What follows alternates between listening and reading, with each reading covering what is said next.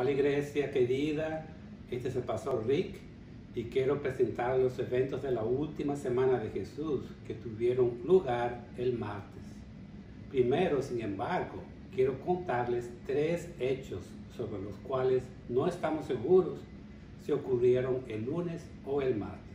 Primero, un grupo de griegos, probablemente gentiles, temerosos de Dios, llegaron a Jerusalén para adorar a Dios. Ellos le pidieron a Felipe, uno de los discípulos, ver a Jesús y esto le fue comunicado. Este incidente fue muy notable para Jesús. Declaró que era hora de que Él fuera glorificado a través de la muerte. Su sufrimiento y muerte serían el clímax de su misión y predijo a través de la vida de esos gentiles que en el futuro personas de todas las razas se unirían en respuesta a la fe en Él.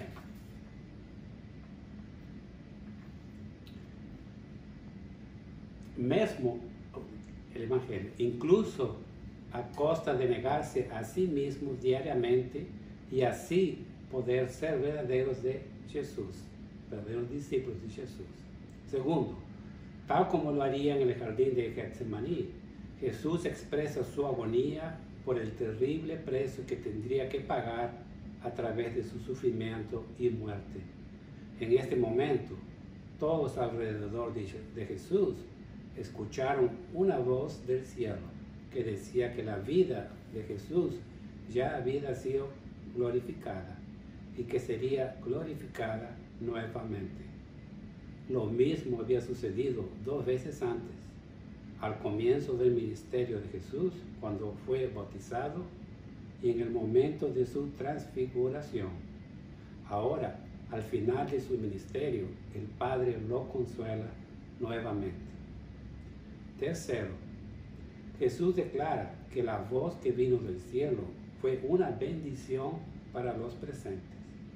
Pero cuando oyeron que Jesús iba a morir, la multitud expresó cierta frustración porque querían un Mesías que no muriera.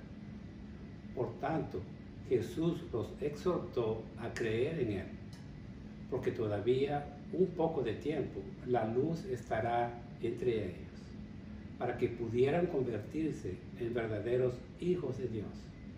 Muchos creyeron en Él, pero el triste hecho es de que, aunque Jesús había hecho tantas señales maravillosas en presencia de esta multitud, muchos todavía no creían en Él y por tanto no podrían salvarse.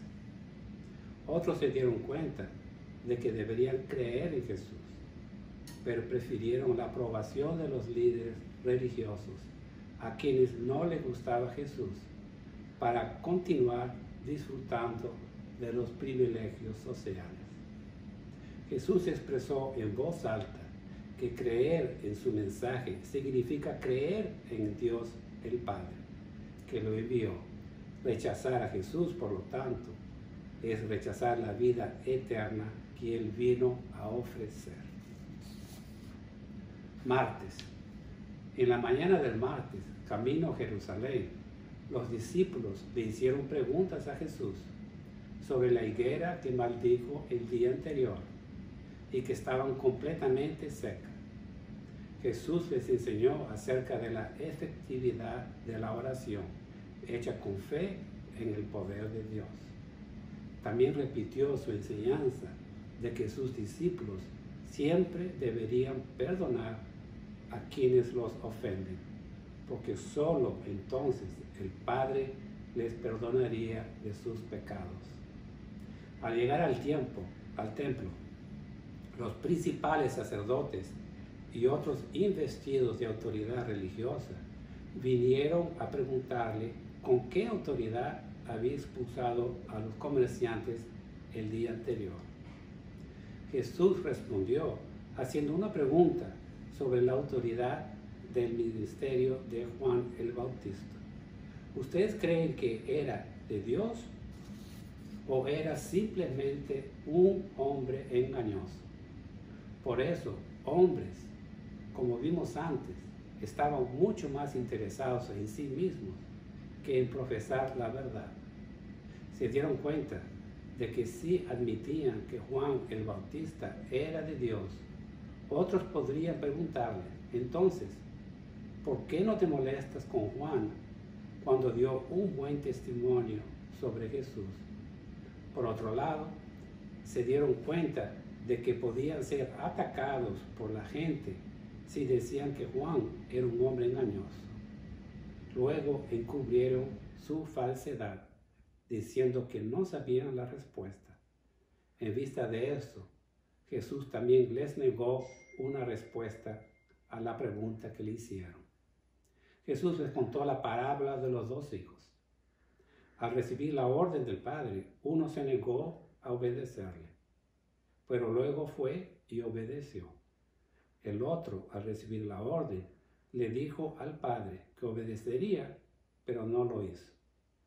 Jesús le enseña que aquellos pecadores que escucharon el mensaje "Arrepiéntete", predicado por Juan el Bautista, fueron los que realmente creyeron, y esto se hizo evidente por su cambio de actitud.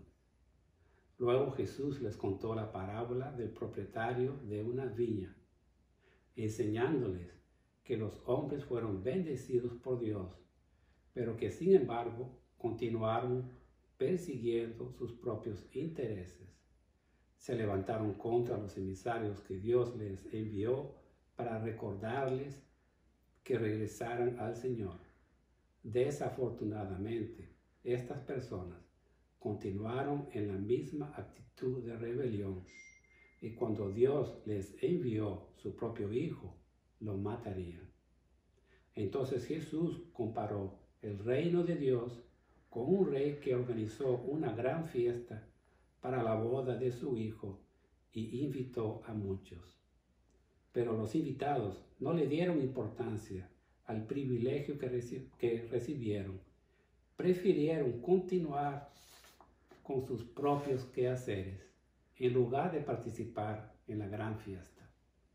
En vista de esto, el rey castigó a esos hombres con la muerte y convocó a otros a su banquete, ya que parecían dignos de participar en la fiesta o no.